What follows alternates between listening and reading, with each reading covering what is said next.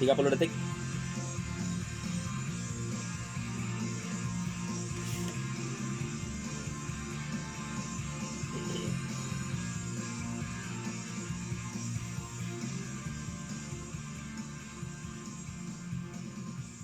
Oke, kita kembali lagi dalam segmen berbahasa Indonesia part yang kedua, alias bagian yang kedua. Tentunya masih bersama saya Pak Beto dan juga Pak Johnson di dalam acara Kumbang Channel Kumbang Kumpul bareng Yo. Sekali lagi jangan lupa setiap hari Minggu jam 8 sampai jam 10 di 98 FM atau dengarkan online lewat www.tdm.com.mo. Kita ada di akhir acara tapi kita masih ada waktu untuk kita punya bincang-bincang.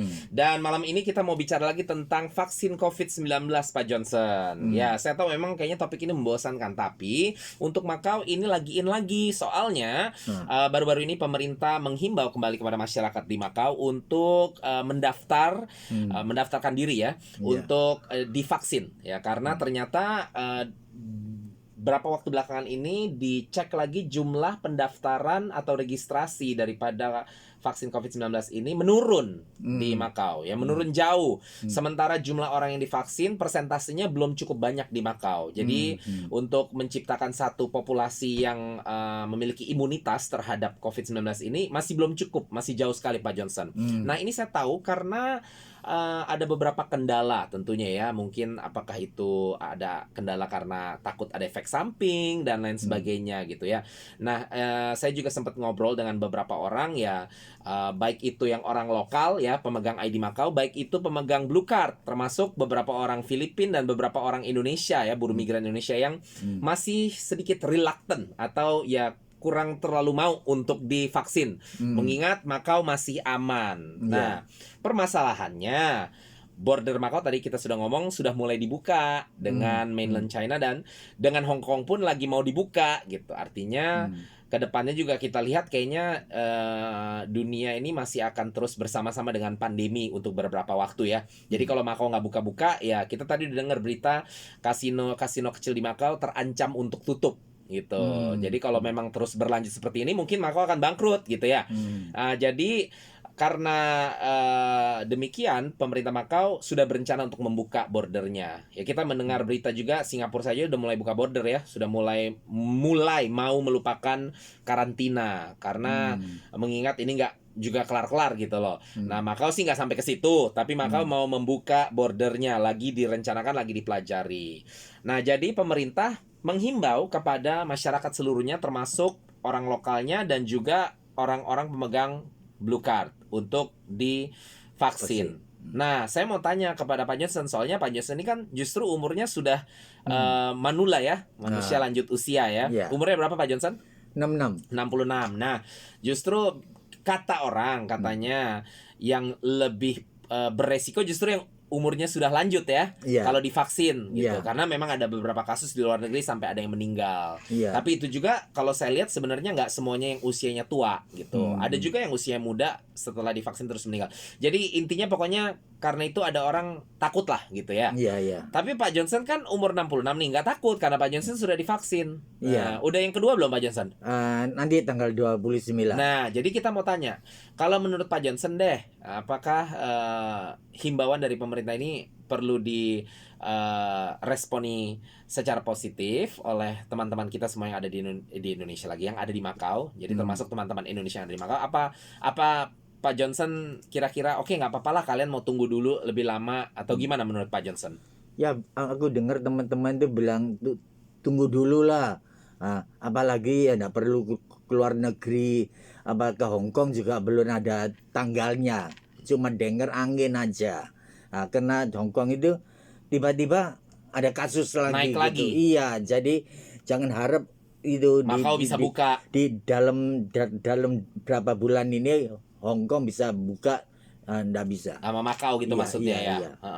Gitu loh. Tapi kalau secara pribadi sendiri Pak Johnson kenapa vaksin? Kenapa vaksin? Karena saya ingat waktu itu Pak Johnson bilang juga mau nunggu.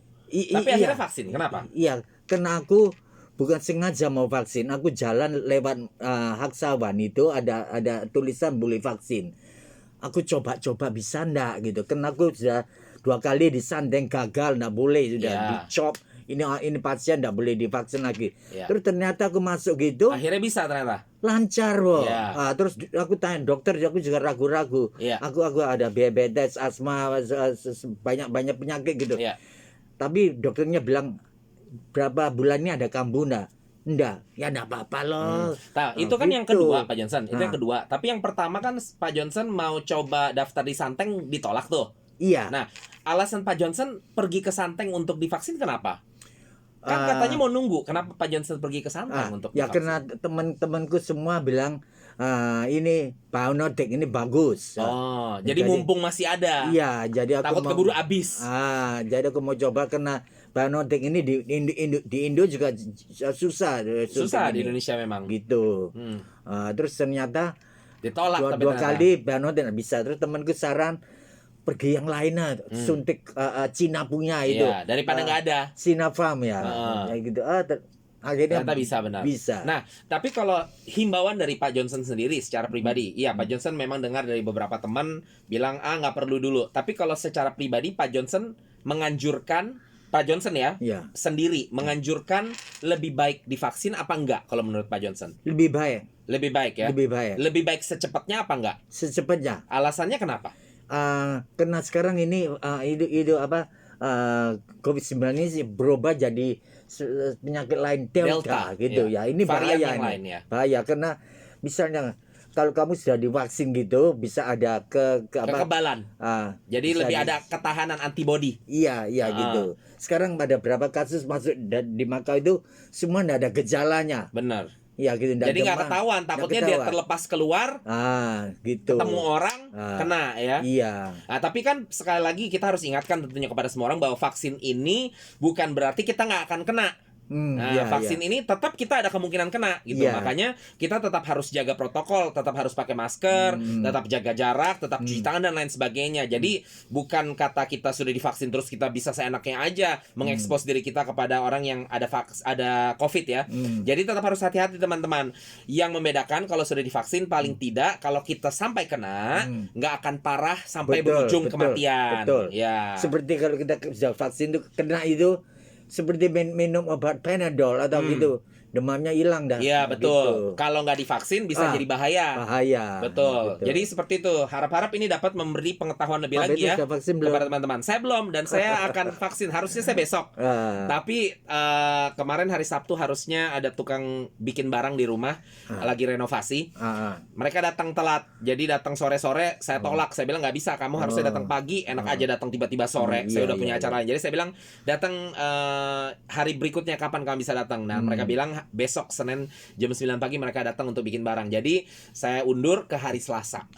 Jadi besok Senin masih ada orang tukang kerjain barang di rumah saya.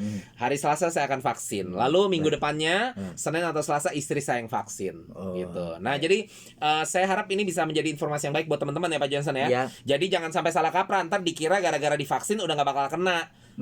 Jadi langsung nggak mau pakai masker lah dan lain sebagainya. Atau kalau kena terus marah-marah komplain. Apa ini katanya kalau divaksin nggak kena. Sekali lagi kita ingatkan, divaksin bukan berarti tidak akan kena COVID. Ya termasuk teman-teman yang ada di Indonesia, tolong mengerti divaksin bukan berarti tidak kena COVID. Tetapi kalau kena bisa bertahan hidup. Paling tidak nggak mati seperti itu ya. Oke, jadi kita tetap harus jaga protokol kesehatan. Oke, waktunya sudah habis Pak Jones, kita akan berpisah dulu. Kita ucapkan sampai jumpa sama semuanya teman-teman. Bye-bye. Baik yang di dalam dan di luar sana.